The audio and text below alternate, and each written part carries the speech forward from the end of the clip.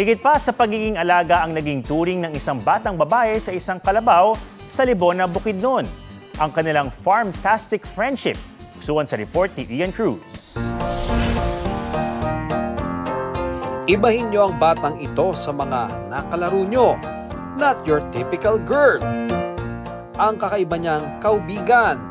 Hindi ako, hindi ikaw, kundi ang kalabaw na si Kawkaw.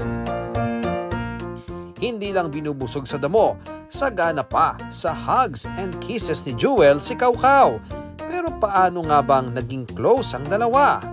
Kwento ng tatay ni Jewel, 2020 nang ipabantay sa kanilang pamilya si Kawkaw.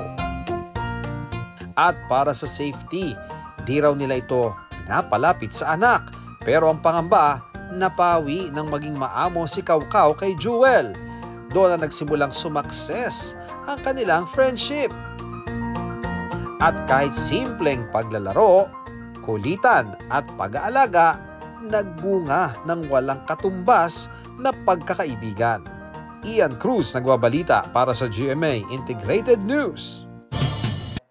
Huwag magpahuli sa mga balitang dapat niyong malaman. Mag-subscribe na sa GMA Integrated News sa YouTube.